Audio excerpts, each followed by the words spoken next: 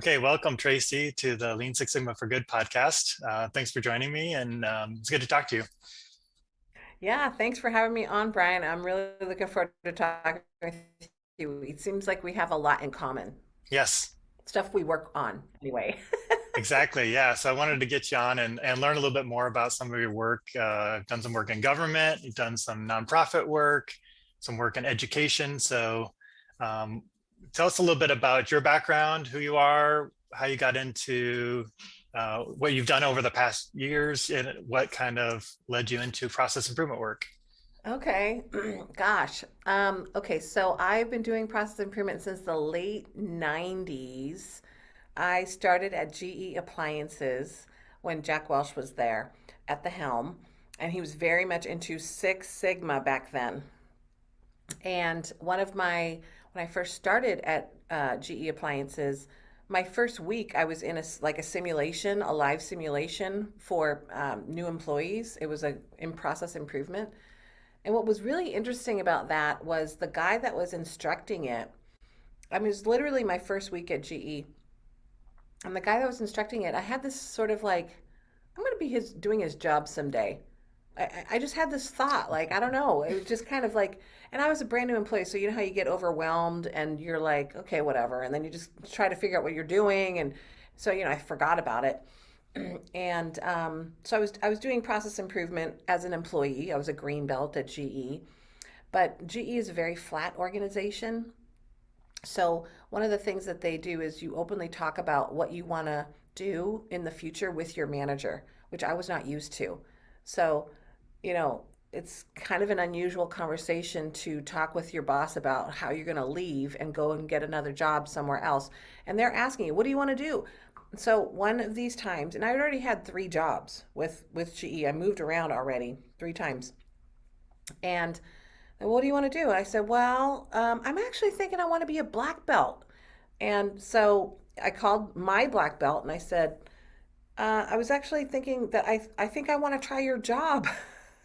And he said, well, great, because I just applied for another job. So I'm going to recommend you. So Nice. anyway, I had only been a green belt at that point, and I applied for the job. About 20 people applied, and I got the job. And I was really surprised actually that I got the job.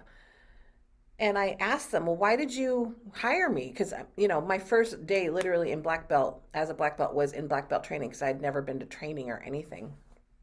And they said they had a new position that they wanted me to do called a field black belt position. And that would be where I was helping educate GE appliance customers on what Six Sigma was, what it can do for them. And if they wanted to do a project, I would be their free consultant helping them. Oh, okay. Yeah. So I did that for the entire Western United States for any GE appliance customer. So if they had an interest in learning about Six Sigma, I lived in San Diego at the time. I would fly to wherever they were. I would teach them about process improvement, basically like a yellow belt level. And then if they wanted to do a project, I would be there to help them, and I would continue to fly out there if they were working on a project. So it was kind of like GE was training me to be a consultant, and I was a free consultant to GE customers, and and I helped them with transactional processes mostly. So when I went to black belt training, it was all manufacturing, all statistics, design of experiments. I actually thought I'd made a mistake. Yeah, I'm like, oh my gosh, what have I got into? And then when I was like in the field, they just wanted their processes to work better and faster. How do we eliminate these errors from our delivery? Why do we keep shipping the wrong thing to the wrong customer? How come we have to go out there six different times? Um, you know, why can't we get our money faster? Why can't we, so it was all these transactional processes. And so I was sort of burdened with the translation of how to apply it from in a manufacturing training. I was trained as a manufacturing person, and then I had to go apply it in a transactional situation. And that was what I first initially did, and and then after GE, I ended up becoming a consultant. And I had asked people that I had already been helping because they said they were getting, so basically I did that for many years. But then it went. They decided they were not going to educate customers anymore, and they asked me to move to Louisville, Kentucky. I don't want to move to Louisville, Kentucky for another job. Yep. I wanted to stay here in San Diego. So I actually asked GE. I said, "Well, if you guys are pulling the resource, could I ask these GE customers if they'd be willing to pay for me for my services now?" And because the resource is going away, because I was, I want to make sure GE didn't think I was doing something wrong. And they said, "Well, you're not selling appliances, so it's not in competition with us. And if you're helping them, they're just gonna sell more appliances." So they're like, Sounds like a "Yeah, good go help them." proposal. Yeah. So Were I these got the blessing. projects, sorry, were these projects like mainly their own internal problems, or was this like interacting with GE in terms of sales and orders and It's funny inventory you or asked that, Brian, because initially they said, make sure you work on projects that are going to help us sell more products. But, originally I said, look, that's not what they want to work on. So we would try to find some processes that weren't working, but in general, it was other things that things were much more painful in other areas. So I said, this is what they want to work on. And they said, okay, help them fix anything. That's So interesting. yeah, it was good. It was a great experience, and I really enjoyed it. And then, it's funny because a lot of people, once they get hired by GE, they are just GE. That's their retirement plan. They stay at GE and they do whatever job there is, and they move around, but their retirement plan is GE. Well, my retirement plan was process improvement. Actually, that was my career plan, and so I really loved it.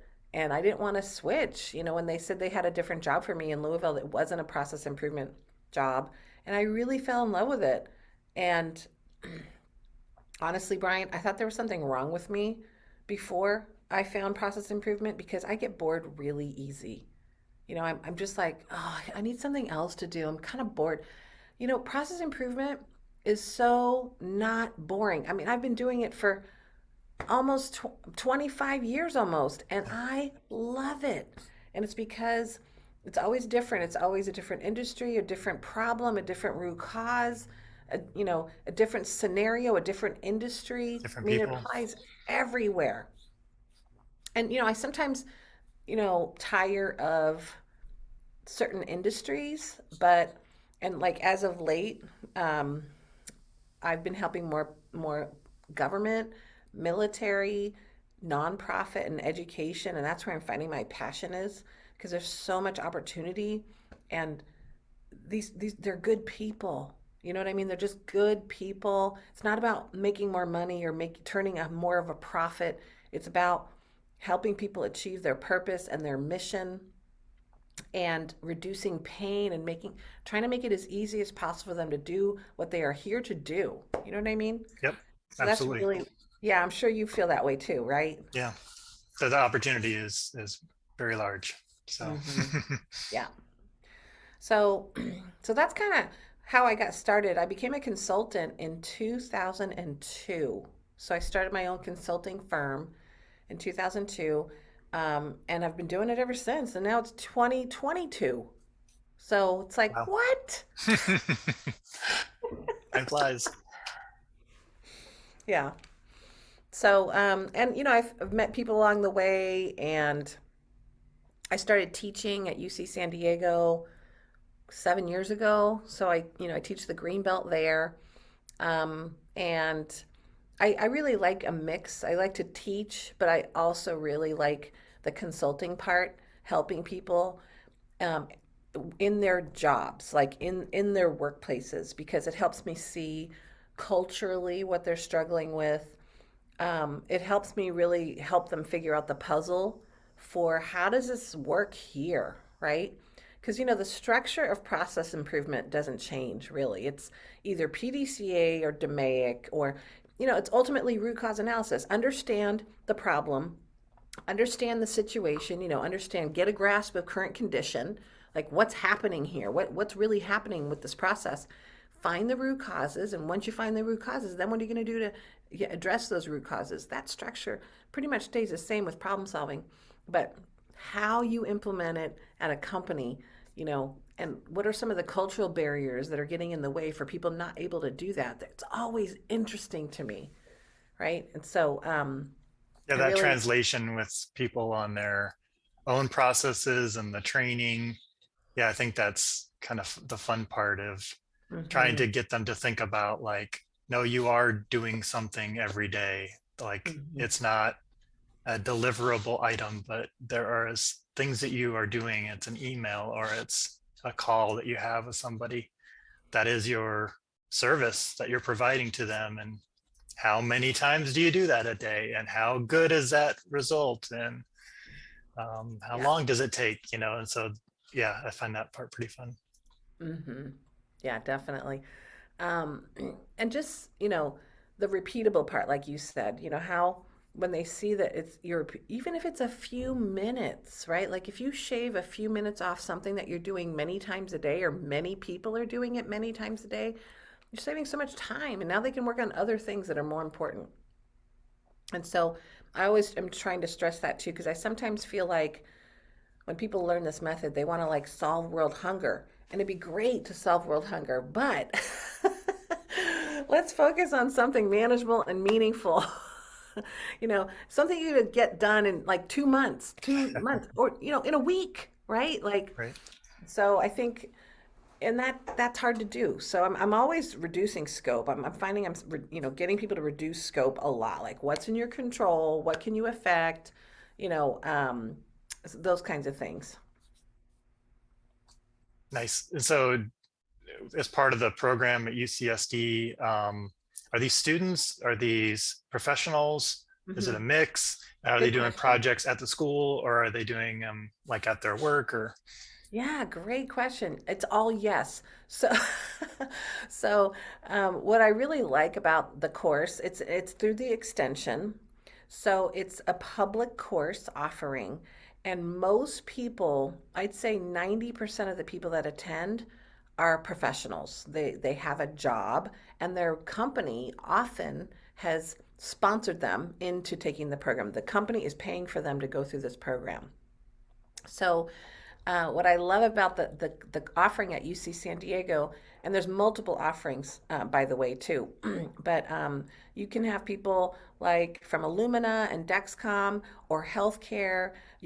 There's a lot of people that are from UC San Diego. They're employees and they're coming through the class because UC San Diego is implementing process improvement at the university too. So that's really cool too. And it's kind of nice because some of the students that are coming working at Peloton, they get to see that there's people in the class that work at UCSD and they're customers of UCSD. So it's kind of nice for them to see, oh, they're implementing process improvement too. That's cool. So, and it's really diversified. So they get to hear they get to hear the problems because we do these virtual sessions where the students talk to each other and they review their fishbone diagrams or their SIPOCs or whatever the methods and tools are. And they get to see and learn a lot about, other industries. So it's very interesting for them too when they go through the class because um, that's one of the biggest learnings is they get to hear other people apply it and they get to see it applied in maybe an industry they're not familiar with. So it's great. So yeah, all different. And then we have some students because in the project management program at UC San Diego, this is an elective. Greenbelt is an elective, so they can take it. So that's where we see some of the students come in. But it is required that you have to do a project and it needs to be work based. And so often, if we have some students in there, they will join a team, someone else's team in the project, so that they can get that experience. great. Does any projects come to mind like related to work at UCSD, and what are some of the things that they're trying to improve on as a school? hmm Yes. So what's also interesting is UCSD is pretty loud about getting other University of California institutions involved. So they've been collaborating with UC Davis, UC Santa Barbara, UCLA, different other universities, and some of them come into our class too. And we've done full cohorts at UC Santa Barbara too for their employees. So, some really fun, interesting ones, and it's funny because they could be so creative. So we've had one project called software. It's like people, they have all these applications. They don't know where to go. They don't know where to get it. It's confusing. So they did a whole process to improve the flow and help direct people on where to go to reduce the lead time to get up and running in an application, as an example. There was another project called You Stole My Bike. So this is UC Santa Barbara. UC Santa Barbara, I don't know if you've ever been on this beautiful campus. I've Uh, had the pleasure of going there because some of the cohorts were in person. mhm. Everybody rides their bikes on campus. Everybody's riding their bikes, and so guess what? Some of the students sometimes park it illegally, and then they come out and the bike is gone, No, and then no. they have to go and figure out what happened to the bike. They find out that it's been confiscated, and they come into the office and they say, "You stole my bike." So their process that they were trying to improve was, okay, now let's focus on what we can control. Can we train every student? They're probably still going to have some occurrences where they're going to be putting their bike where they shouldn't. But what they did decide was they needed to improve the cycle time from when they showed up to when they actually got their bike back. And sometimes that took a long time. Sometimes it took as long as 4 hours to get it. Mm, So they reduced that. Um, I'll just give you another example. So we've had a couple of HR projects at UC San Diego with improving onboarding, right? So how do we make sure that the people that are getting onboarded as employees are getting the equipment they need, the software they need, the accesses they need, all that kinds of stuff. And there's a lot of customer student geared processes too, where they're trying to make it easier for students to find classes, for students to register, to book a lab, all of those things that are student geared too, which is always nice. yeah, that's great. We've seen lots of processes, which is awesome. It's really fun to see. Yeah, and I think those are pretty generic too. I would think that a lot of schools would can see examples like that and say, "Oh yeah, we have something very similar." I mean, it's not like I can imagine that a lot of schools are could find similar ways of improving, Mm-hmm. and it's not like they're doing anything too different. I would imagine, Mm-hmm. especially Yes. onboarding. Yeah, I mean, even I've seen a couple of projects as well about bringing on new instructors, new professors, and how to improve that cycle time. Where, why is it taking so long to onboard a new professor?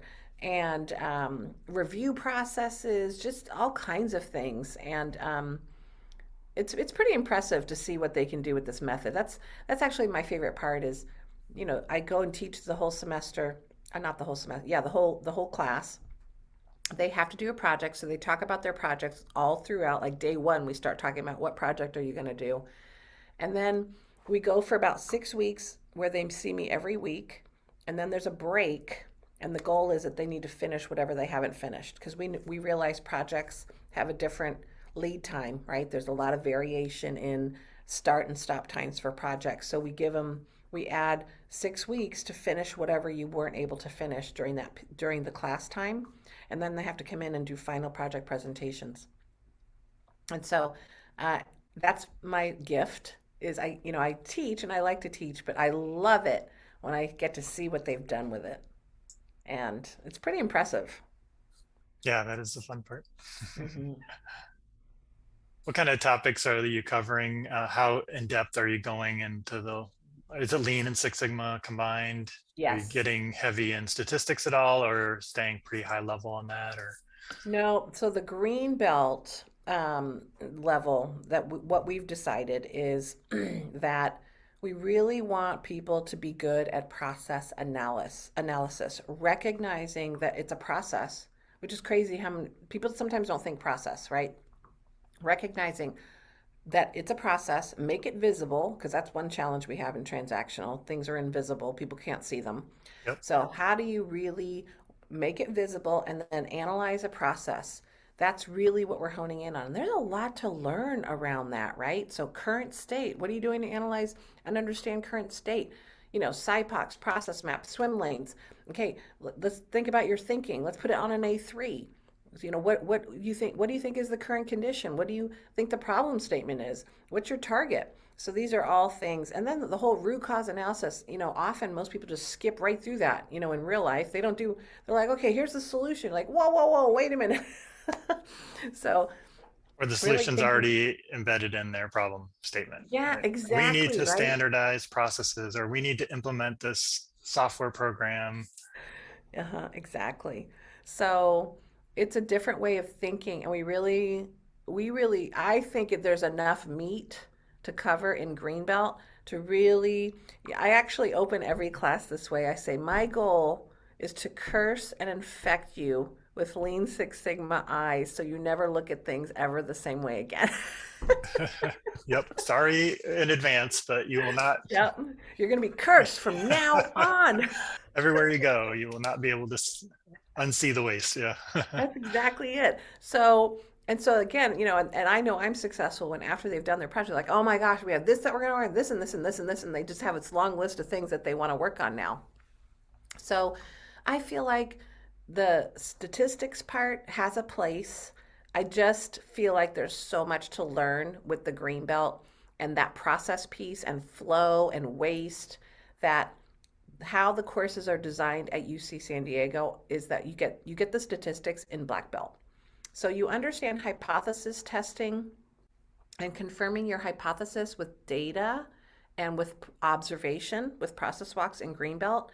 And then we say, okay, and here's your formal hypothesis testing in black belt. Here's all your hypothesis tests. Here's the process for, a formal hypothesis, your null and your alt, and here's your t-tests and your one-way ANOVAs and all that. Yeah. And so, but we really want to make sure people understand the process piece first. Yeah. I think that's a good approach to not overwhelm them with too much right Mm-hmm. away. And there, like you said, there's a lot to learn and just the process evaluation and understanding that, yeah, that's a lot. Mm-hmm. Yes. And I get probably more asks about the statistics piece by industry. So manufacturing sometimes asks me a little bit more for the statistics, and then also healthcare, believe it or not, because I think they're just the scientific method, and they're more exposed to it. But again, it's never been an issue. They still appreciate what they're learning in the green belt. Great. Yeah. And you mentioned some other sectors you've worked in, the nonprofit, government. Do you want to share Hmm. some of those examples and experiences? Yeah. So let's see, which one should I do first? um, Mostly, it's interesting because government, and I don't know, you've probably experienced this too, but government is really interesting. And I hear, from other consultants, oh, I don't help government. I don't help, they're such a mess, and I don't want to have to deal with the procurement process. And I'm like, okay, I'll do it all. Because I love it. I love working and helping government. And it's mostly because of the people. The people in government, most people are there because they want to make a difference. They're not there to get rich. They're there to make a difference. They have a higher purpose. They want to do something good. Okay, maybe there's a few that are just there to collect a paycheck and have good benefits. And yeah, sure, you're going to have some of those people everywhere. But most people, they do want to do their head is in the right place in my opinion, right? And you know, they're stuck in these processes that are cumbersome, painful, long, unnecessary, complicated, and anything we can do to make that better. And sometimes it's significant. Sometimes there's significantly things that you could make better with very simple solutions. So it's been very rewarding. And so I did some work. I've done some work with King County, Kern County, LA County, the state of Oregon, state of Washington, Denver, city and county of Denver, San Diego County, city of San Diego, lots of different at every level. So the federal, even Department of Veterans Affairs, the military, um, and I just see the same thing. Sometimes it is harder to do, but I always hone in on what can you control. And if you can't control the whole thing, what are some people that are close to you that you guys can mobilize together and make a difference in that piece of the process? Because there's so much opportunity. Yeah, you mentioned And just kind of scoping things down for people and saying, okay, this is daunting. It's overwhelming probably for a lot of people. And if mhm. you can help them try to hone in and say, you control this, or you have influence over this part of it. Let's at least make this part work a little better. And maybe that would get them started or feel like they're making some progress. Yep. And there are, you know, it could be very just simple, eye-opening things like walking a process. Government does tend to be risk averse. Nobody wants to be in the papers. And so there's a fear. There's a kind of a built-in fear about that. And so, so it's not about, and I think that's where people struggle. The whole idea around process improvement culture is, give them the power. And government's like, oh, that sounds scary. But it's to me, it's about, okay, give them some calculated risk at least. Like, okay, it doesn't mean, okay, I empower you to do whatever you want. It's empowering people with boundaries, right? Like, start there. Right. Right. So, but and I've had various success, and I've had teams with various success in government. Some people have huge improvements and savings. I mean, the city of San Diego, they did a project. They had brought a project into my class at UC San Diego, and they saved $8 million. Like, what? Right? And then and then there's some that the experiment didn't go very well, and they didn't have much of an impact. And so, guess what? You pick up, you get back in the saddle, and you try again. Yep. That's all you can do. I Mm-hmm. think the fear of not like I've dealt with this too is they're like, well, it didn't work. I'm like, okay, that's now what? We got to keep going. Like the project isn't over. Like just because you tried something and you're Uh-huh. not done. Like we had to go back to the problem and say, you're trying to resolve this. That was one attempt. Okay, Mm. that didn't work. Maybe we could back up a little bit and see why it didn't work and try something else. But I think that's what happens normally without some structure or like these improvement tools and methods is it's just kind of like we come up with an idea and we try it and it doesn't work for many different reasons. Maybe it wasn't implemented well or rolled out well or wasn't really the right solution for the problem. And it's like, oh well, that didn't work. And it's like, no, this you got to keep going. I mean, I don't know what else to do, but try something different. Yep. What did you Yeah, learn? you're right. And in government, you can have employees that have been there 20 years, 10 years. They're like, "Oh, we tried that 15 years ago, it didn't work. Oh, we tried that 7 years ago, that didn't work." And so, it's like, okay, well, it doesn't mean it won't work today. And, because processes change, people change, technology changes, you always have to reassess, right? Yep, absolutely. So I work with this was with King County, and we we had a lot of projects originally in the some of the early cohorts. When I say cohorts, it's like we take a group of, let's say, people, and we train them and we help them do the projects, and we're coaching them, and we're managing them by cohorts. I guess that means we're batching them. So, but so there was a group of cohorts, and we discovered that there was this sort of these improvements that kind of fell under this bucket. We called it just stop doing that. Right? Like this girl in HR, she was like, everybody keeps filling out this form and sending it to me. They don't have to fill it out anymore because we changed the process, and all the information we need has already been collected in this other system that didn't used to be available, but now it is. So they don't have to do that anymore. They don't have to fill out the form. So now it's like breaking, and this is for the entire county, 36,000 employees and however many agencies they had. And she's like, just stop doing that. Everybody's submitting this form and they don't need to. And then another example was travel reimbursement. So for whatever reason, there was an improvement in the process, and part of it was they were sending in too much information, right? Everybody, one example is anytime they traveled, they would send a map a Google map printed out of the miles and where they drove, and we found out you don't need to do that. You don't need to send that in. Stop sending it. Like, we're trying to make it easy for you. You don't have to send it in. But we're talking about breaking habits that people have been doing for however many years.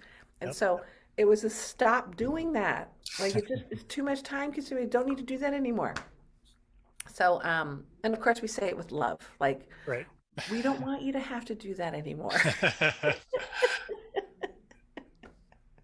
Yeah, I've run across that too. It's just like, well, that was changed years ago, and yet it never got communicated out or rolled out or Hmm. shared that, like, yeah, we don't need that anymore, or that doesn't need to go there, or you don't have to fill that out, or there's a simpler process, or Hmm. the Yes. people, it's like the improvement was there, but it didn't get fully like rolled out into the Uh-huh. organization where actually where people were checking to see, like, have people switched over yet? Have we seen that the numbers are getting better? And they just kind of said, well, we launched that process and now we're done and we're off to some other project. And it's like, and then you go back and find out it just never really got fully rolled out. Hmm. Yes.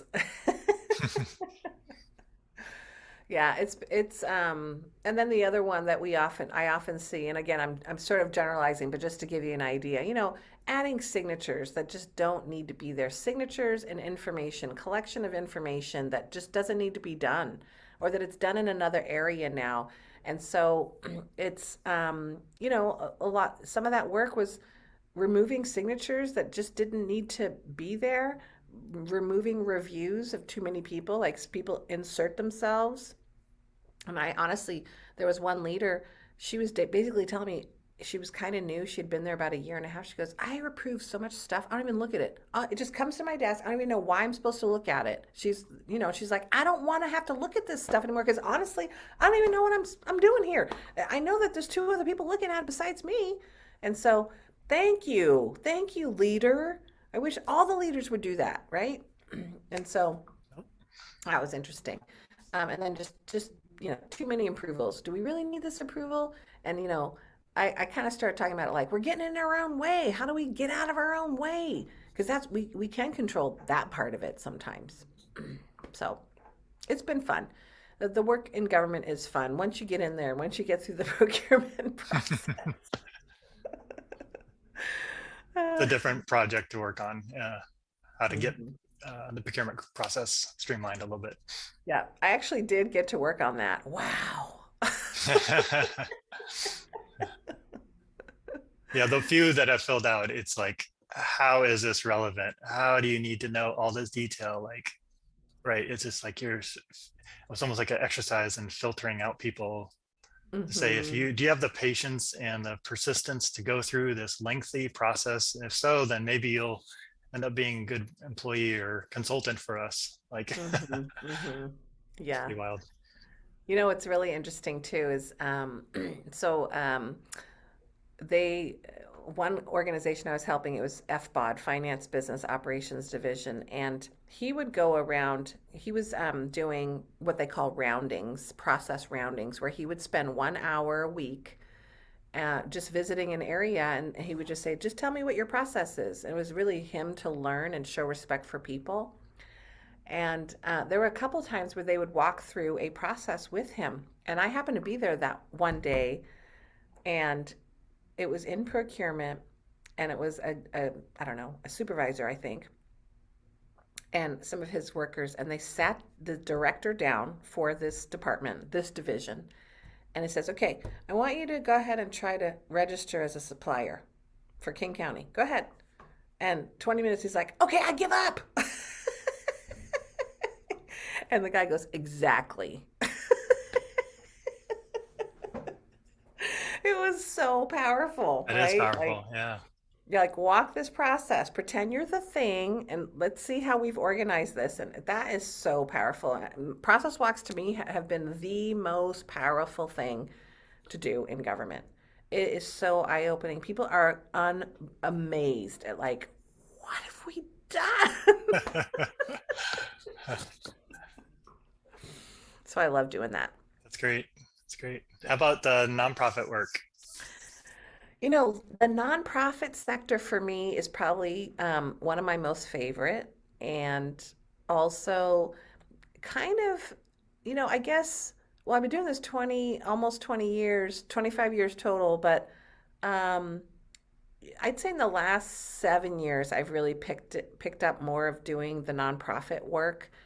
And it was an interesting story how that got started. So I teach at UC San Diego now. I teach the Greenbelt program. But before that, I taught at San Diego State University, and I was on the instructor panel for the Lean Enterprise program.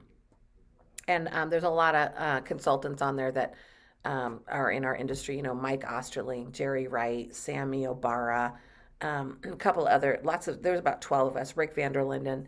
And we would, it was a 12-week course, and we would all share. So you could have up to 6 or 7 different instructors if you were in the program. And one of the things that Mike Osterling I taught the value stream mapping 2 days with him for many years.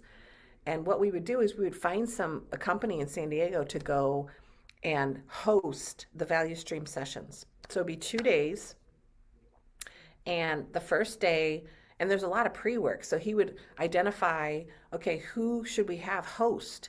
And we would pick a company, we would ask them if they were interested in hosting our class, and and what they got in return was 4 of their processes mapped out in a value stream. So they got to keep the final product. And so we would break out the class and we would teach them how to do it. And then they would go interview the people at this company and they would put a value stream map together. It was super fun, really engaging. People loved it because you're on site, you're actually rolling up your sleeves now. It's not an academic exercise, people. You're doing it. So we did it a couple places, and just before we did it at a nonprofit, it was at Solar Turbines. We had done it at Solar Turbines, and they're great. They're wonderful and very supportive. But it was sort of like getting all those people in there for the day was like Fort Knox, right? There's a lot of safety and security, and I get it. And so we decided let's try to go maybe somewhere that doesn't have the levels. We couldn't get started for like 2 hours the class, so we said, let's try a nonprofit. And we had been working with some of the people that have gone through the class. There's a girl, Alicia Saki. She was the CEO of Feeding San Diego, and we asked her if she would want to host. So she said yes. And her people got to learn value stream mapping. And we went in there and we mapped out 4 processes at Feeding San Diego. And they loved it. And then I so loved that experience that I actually donated some of my services to help them finish executing on the value stream maps.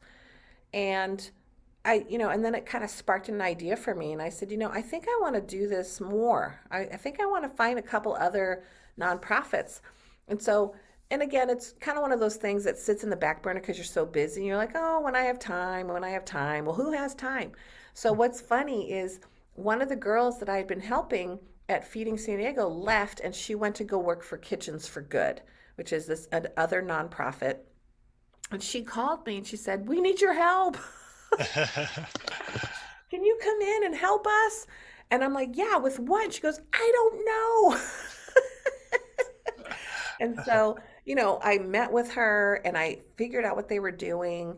And she goes, well, here's some of the issues that we're having. Can you help us with any of that? And, it was a sort of dance, I guess you will, to say, it's like, I want to help. You want our help. Let's see where we can make this happen. And so part of it was, I guess for a little more background, Kitchens for Good is they've got, their biggest mission is that they have a culinary school. They're a second chance organization. So they have a culinary school for people that have been incarcerated or coming out of mental illness or anything like that. So homeless. And so you go through the culinary school, and when you graduate, they also have a placement program so that you can get placed into all kinds of restaurants or hotel kitchens, all in San Diego. And the graduations are like tear jerkers, right? Like these people have been through a lot.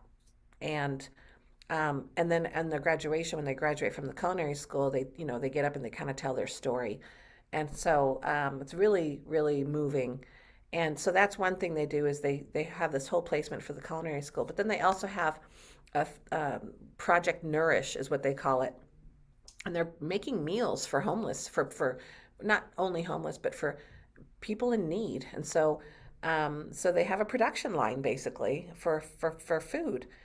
And so so anyways, I got to see what that looked like, and I watched the process first, and I said, oh yes, there's some opportunity. I think we can help here. And it was such a big undertaking, and I didn't have that much time, so I had asked a couple other consultants to help if they were interested in helping on a non-volunteer basis. And it was Mike Osterling, Sally Toyster, me, and Mark Myers, who used to be in charge of the San Diego State program. And we showed up whenever needed, and we'd work together during the line. Like we do an experiment, and then we go, okay, try it tonight. And then we watch the line and we see how it went. It was so much fun. It was so much fun. And simple things, simple things that they hadn't thought about, or they weren't, like there's no we're like, oh look, that workload's not balanced, we need to balance the line a little bit more, and let's think about what the tack time is that they have to meet for every meal. Are they meeting it? Are they not meeting it? How many meals do we have to do in 2 hours? And are they going to do it? Maybe we should do a work cell. And so we were working with the operations team to do these experiments, and it was so much fun. And they ended up increasing their production lines by a lot. I think they got to 1,200 meals a night, and they were only doing 800 or something like that. So Wow, it was that's great. really rewarding and fun, and they were so appreciative to have us. It was just a great experience. Yeah, I So I think really like that's helping really, nonprofit. yeah. And I think that the desires there, like you said, they're great people trying to do a um, great thing, achieve a mission, and either just don't have the time to step back. I think they're understaffed most of the time, and maybe just don't have the background or experience. They haven't gone through a company necessarily where they've gotten exposure to process improvement. So yeah, I think it's a great opportunity. It is. And then, finding the repeatable processes too.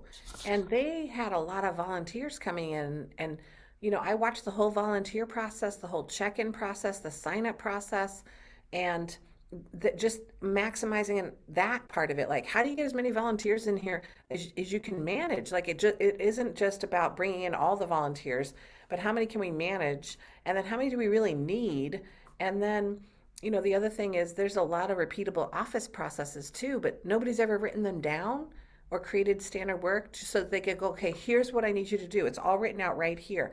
So anytime they got a volunteer, they were explaining it over and over and over again. And so it wasn't worthwhile to them, right? And so it's these things that are repeatable that you're doing. And then how do you at least document it so that you can get help quickly, right?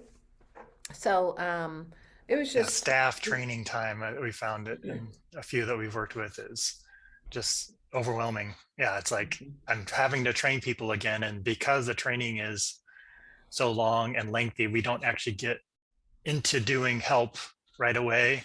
And then the Mhm, volunteers didn't feel like they got anything done, or didn't feel like they were productive with their mhm, time, and so they mhm. don't come back, and then you have to retrain new people. And so Yeah, that volunteer onboarding, I think, is really key for nonprofits. it is. And honestly, they felt like there were some things that I felt like I would do that as a volunteer. I always thought I would do that as a volunteer. Maybe some people wouldn't do it, but give them the option, right? Like, don't just assume nobody's going to do that job. Um, like they were really concerned about cleaning. We don't want to have to ask our employees to clean. Why not? I mean, okay, maybe I don't want to clean the toilet, but I'll wash the walls, or I'll do all the wipe down of the shelves, I'll do, simple things that probably need to be done regularly that now you don't have to do it, right? So, but there's this assumption that no, we shouldn't ask our, volunteers to do that. You don't have to force them. Just throw it out there, and if they don't want to do it, fine, Right, you know? right. So anyway, but and then I got an opportunity to see. I started honing in on nonprofits, and then I just got an opportunity to see other nonprofits too. So, Feeding San Diego, Kitchens for Good. We had a couple of people from Father Joe's Village come to the class. That was really cool. And they were trying to improve the donation process, right? Like people are calling, and they're like, "We got to answer the phone, man." Because you know what? If somebody wants to donate their car and we don't answer the phone, they're going to call the next group, right? And we got to answer those calls. We got to make sure that we're on top of it. And so, they were trying to improve that whole process. And then um, I did not help them specifically. I know the group that did help them. I mean, I was involved very little. The San Diego Humane Society, right? So they have, I mean, they have it's the largest, um, pet care place that's, takes care of all kinds of animals. And they're doing process improvement. And they were sharing this story about what they do to make sure that their kittens, their baby kittens, are fed on a regular schedule. Because you know what? If they're not fed on a regular schedule, they'll die, right? There's a lot of kittens. I can't remember the exact number, but it was a lot of 50,000 kittens a year or something like Oh that. my That's a lot gosh. of kittens. Yeah. And so, how do we make sure we've got really good process to feed these baby kittens? And, all kinds of stuff like that. So that was kind of fun and neat to hear. And also the volunteer process there, right? Like, how do we get volunteers? Because people want to volunteer there, right? Who doesn't want to volunteer with the Humane Society? If you're a dog lover, cat, there's so many animal lovers now. And so, and then the last one was, this one was the most heartbreaking. I did not help them either, but they send people to my classes. It's a nonprofit, but through UC San Diego Health. It's called Life Sharing. And they specialize in donating organs when someone you love is about to pass, right? And it's such an awkward moment. I mean, okay, somebody's going to die. And then you be like, you want to donate their organs? You know what I mean? Like that could Right. go really Yep. bad, right? Like, I mean, it's just the worst time. Like, what? Like some people think, how can you ask me that? And it could go just very badly, and people are scared to ask. Nurses don't want to ask, and there's this whole process of, well, first of all, they have to ask, and then they have to get approved, right? Like, my mom, she had cancer, so she was not, she would, and died of that. She wouldn't have been able to donate her organs. And so, you have to ask them, and then you might have to reject them. Eesh. Yeah. You know? So just everything that they're doing to make that process beautiful and meaningful and wonderful instead of painful and you know unhumanistic. I mean, like, how do you put a price on that? You know? Yeah. And I think I've seen some of these presentations, maybe it was Process Palooza videos Yes. you had, and also JIT, Just in Time Cafe. You've highlighted some of these too, so I'll link those into the show notes for people to Yeah. kind of go Yeah. see more examples there. So do you want to talk about your podcast and Sure. also anything else, how people can reach out to you and contact you? Absolutely. So like I said, I've been doing this a long time, almost 23 years, but my latest adventure is what I called the Just in Time Cafe, and that's with Elizabeth Swan. We've co-partnered on this effort. Most of what we do is for the community, right? So we do free podcasts, free webinars, we have free tools and templates on our website. Everything is free. And we do that because we love what we do and we love this community so much. We want people to be successful and we want to share stories. It brings joy to us. We know it brings joy to others. And so we do a podcast every month, the Just in Time Cafe podcast, and we do a webinar. We used to do 2 webinars a month, but right now we're so busy, we're only doing 1 webinar a month. And that's highlighting whatever we think is relevant and interesting to our learner group or our audience. And so we've been doing that for about a year now, and it's a lot of fun. And and then Elizabeth and I do other things like we teach at UC San Diego. She teaches there too. And so it's a lot of fun. We also have a book out. It's called The Problem Solver's Toolkit, and it's kind of what you and I were talking about, Brian, is we don't want to inundate you with just there's so many tools you could use. And so this book is a tool book, but it's really around just like here's the tools that we find most people use in process improvement that seem to work really well and people really like and they see a lot of value out of it. So not hundreds of tools, 35 tools. Still a lot, but that's a lot less than hundreds. Yeah. Exactly. Um, I'll link up so to that yeah, too. Yeah. so that's our latest adventure. Let's see what else. Yeah, that's How pretty can they much get a it. hold of you? Like Oh, LinkedIn or yeah, you can direct through always the site? email me, Tracy, Tracy, at the JIT Cafe. So that's Tracy at JIT Cafe, JITCAFE.com. I'm also on LinkedIn, Tracy O'Rourke, Ourourke. I'm also the chair for the SoCal Lean Network, and Jerry Wright ran that for about 20 years, and he just handed it over. He kind of wants to take a little time to himself, and he thought it was time to pass the torch. So he asked me if I was interested, and I said okay.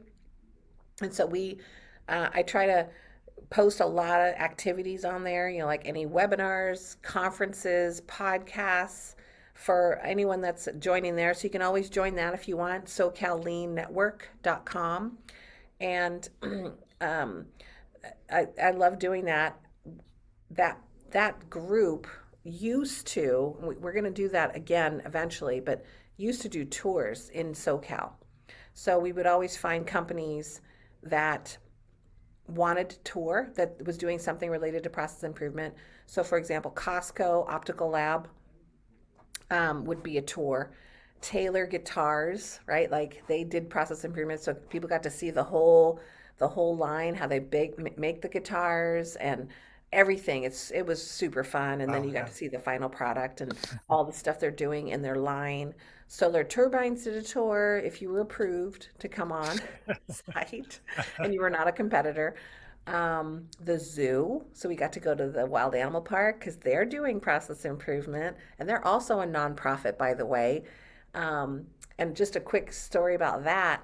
What I loved about helping them is they said, well, if we get through our must-haves, like if we can get through our must-haves faster, like feeding all the animals in the amount of time that we have with, good quality food, then we have more time to play with them and, grow and do fun things with them because that's the nice to haves. We want more nice to haves. And we want to do the must haves and we want to do them well, but we want to get through them so we can do the nice to haves for the animals. So love that too. Yeah. That's probably what the staff signed up for, right? Is to get to Hmm. play with the animals, not clean up after Yeah. them. Yeah. And so anyways, those were some of the tours that were done in the past. The jacuzzi tubs. We went to a jacuzzi tub place, Illumina, all different kinds of tours in San Diego. I can't wait to go, to be able to do these tours. But we had one scheduled early this or late last year with Costco. We had to cancel it. So now we're kind of like, well, let's just do virtual for a while, and then when we start doing regular tours, we can start doing that again. And I hope that some nonprofits will be. I hope we get to go to the San Diego Humane Society to see the kittens. Yeah. That sounds fun. So anyway, that's how you get a hold of me. Okay. Lots of different sources.